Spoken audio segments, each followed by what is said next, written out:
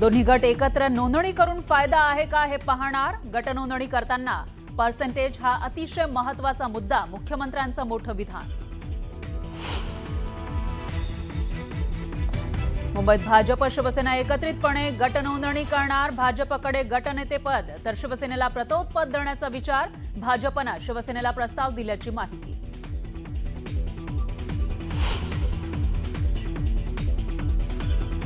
गणेश नाईकांना शिवसेनेला संपवायची परवानगी द्याच, आम्ही देखील तयार आहोत. एक्सपोस्टवर खासदार नरेश म्हस्केंचं भाजप प्रदेशाध्यक्ष रवींद्र चव्हाणांना आवाहन. नवी मुंबईत नाईक विरुद्ध शिंदेंमधील वाद शिगेला. एकनाथ शिंदेंना आव्हान देणं एवढं सोपं नाही. आम्ही बांगड्या भरल्या नाहीत असं म्हणत विजय चौगुलेंनी थोपटले दंड. चंद्रपुरात काँग्रेसला मिळणार ठाकरेंच्या शिवसेनेची साथ. अडीच वर्ष महापौर पद देण्याची ठाकरेंची मागणी. वडेट्टीवार करणार प्रदेशाध्यक्षांशी चर्चा.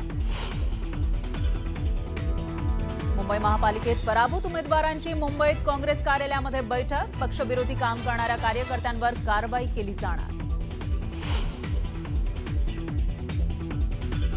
धाराशिव आणि बारामतीमध्ये डॉक्टर बाबासाहेब आंबेडकरांचं नाव प्रजासत्ताक दिनी न घेतल्यानं गदारोळ. बारामतीचे नगराध्यक्ष सचिन सातव यांच्यावर फेकली शाई, तर धाराशिवमध्ये सचिन भुजबळांवर शाई फेक.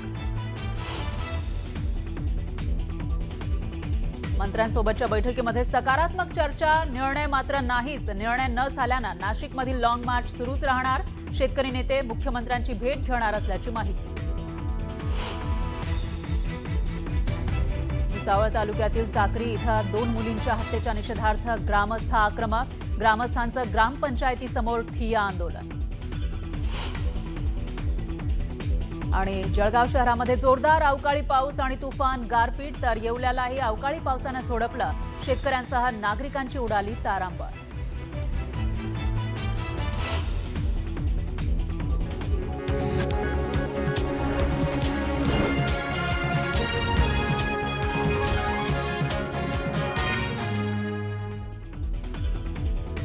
न्यूज 18 मराठीच्या कॉटन किंग स्टुडिओमध्ये आपलं स्वागत. नमस्कार, मी फराह खान. तुम्ही बघताय महाराष्ट्राचा number 1 Marathi news channel news 18 Marathi, आवाज महाराष्ट्राचा. आणि आपला महाराष्ट्र या बुलेटिनमध्ये सुरुवातीला आजची सगळ्यात मोठी बातमी आपण बघूयात. मुंबई महापालिकेतील महापौर पदाविषयीची. मुंबई महापालिकेमध्ये भाजप आणि शिवसेना एकत्र लढलेली आहे. मुंबईमध्ये सत्ता स्थापन करता येईल इतकं संख्याबळ युतीला मिळालंय. पण असं असलं तरी सत्ता स्थापन करण्यास वेळ का लागतोय अशी चर्चा सुरू झाली आहे. आणि अशामध्ये शिवसेना आणि भाजपमध्ये अद्यापही गट नोंदणी स्वतंत्रपणे की एकत्रितपणे करावी याबाबतचा निर्णय अद्यापपर्यंत झालेला नाहीये. महापौर पदाचा तिढा लवकरच सुटणार. फडणवीस आणि शिंदेंमध्ये फोनवरून चर्चा. गटनोंदणीबाबत अद्याप एकवाक्यता नाही.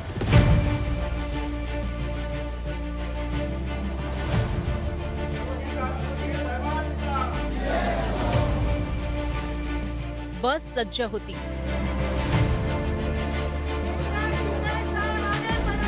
नगरसेवकही तयार होते.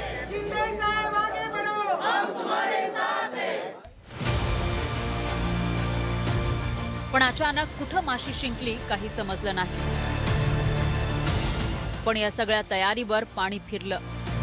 आता हा काय प्रकार आहे असा प्रश्न तुम्हाला पडला असेल, तर त्याचं झालं असं की नवी मुंबईतल्या कोकण भवनात गट नोंदणीसाठी शिंदेच्या शिवसेनेच्या नगरसेवकांनी तयारी केली होती. त्यांच्यासाठी बस सज्ज ठेवण्यात आली होती. नरिमन पॉइंटमधील बाळासाहेब भवनात शिवसेनेचे नगरसेवक गोळा झाले होते. स्वतंत्र गट नोंदणीसाठी कोणत्याही क्षणी नगरसेवक नवी मुंबईला रवाना होणार असं चित्र असतानाच अचानक नगरसेवकांचा कोकण भवनला जाण्याचा प्लॅन रद्द झाला. जे कोकण भवनला जायचे ते आम्ही उद्या किंवा परवा जाऊ. या संदर्भात शिंदेसाहेब आज मुंबईच्या बाहेर आहेत. ते संध्याकाळी मुंबईमध्ये येतील आणि मग पुढचा निर्णय घेतला जाईल. भाजप सोबत तुम्ही सर्व एकत्र जाणार? अगदी आम्ही महायुती म्हणून इलेक्शन लढलेलो आहेत. महायुती म्हणूनच आम्ही महापौर बसवणार आहोत. त्याच्यामुळे नोंदणी देखील महायुती म्हणूनच एकत्र करू. गटनेत्यांचा जी नोंदणी आहे तिला 30 दिवस आहेत. म्हणजे 16 तारखेला निकाल लागले त्याच्यापासून 30 दिवस आहेत. आणि आम्ही ह्या 30 दिवसात कधी करू, म्हणजे लवकरच करू, एवढा वेळ काही जाणार नाही. पण गटनेत्या नोंदणीला 30 दिवस आहे. मुंबई महापालिकेच्या निकालाला 10 दिवस उलटून गेल्यानंतर मुंबईतील महापौर पदाचा तिढा अद्यापही सुटलेला नाही. भाजप हा सर्वाधिक 89 जागा मिळवत पहिल्या क्रमांकाचा पक्ष ठरला असला तरी एकट्याच्या बळावर भाजप सत्ता स्थापन करू शकत नाही. भाजप आणि शिंदेंच्या शिवसेनेचे 29 नगरसेवक मिळून बहुमताचा आकडा सहज गाठता येऊ शकतो. मात्र अजूनही याबाबत दोन्ही बाजूंकडून हालचाल झालेली नाही. निवडणुकीचा निकाल लागल्यानंतर खबरदारीचा उपाय म्हणून शिंदेंच्या शिवसेनेनं आपल्या नगरसेवकांना हॉटेलमध्ये ठेवलं होतं. मात्र हा दबाव तंत्राचा भाग असल्याची चर्चा राजकीय वर्तुळात सुरू झाल्यानंतर शिवसेनेच्या नगरसेवकांनी हॉटेलमधून चेकआउट केलं. महापालिकेतील सत्ता समीकरणासाठी अमित साटम आणि राहुल शेवाळे यांच्यात नवी दिल्लीत झालेली चर्चा वगळता दोन्ही पक्षाच्या वरिष्ठ नेत्यांमध्ये चर्चा झालेली नाही. मुख्यमंत्री दाओस दौऱ्यावरून आल्यानंतर मुंबईत परतल्यानंतरही मुख्यमंत्री फडणवीस आणि उपमुख्यमंत्री एकनाथ शिंदे यांच्यात सोमवारपर्यंत तरी चर्चा झालेली नाही. सातारा जिल्ह्यात जिल्हा परिषदेच्या प्रचारासाठी गेलेले एकनाथ शिंदे दरे गावात गेले. महायुतीतल्या या धुसफुशीवरून विरोधकांनी निशाणा साधला. शिंदे शिवसेना ही भाजपच्याच महापौरांना पाठिंबा दे. बघा, शिंदे शिवसेना ही भाजपचं अंगवस्त्र आहे. किती रुसून रुसणार हा तर एखादी साडी थोडी पदरात पाडून घेईल, बाकी काय नाही घेणार. एखादी आवडीची साडी थोडी पदरात पाडून घेईल ही रुसकी बाई. याच्या पलीकडे काय करणार मला सांगा ना तुम्ही. यांच्या हातात आहे काय? यांना दिल्लीतून डोळे वटारले असते. अमित शहा त्यांचा पक्ष आहे तो. कल्याण डोंबिवली महापालिकेतील राजकीय घडामोडींवरून अगोदरच शिवसेना आणि भाजपमध्ये मतभेद समोर आलेत.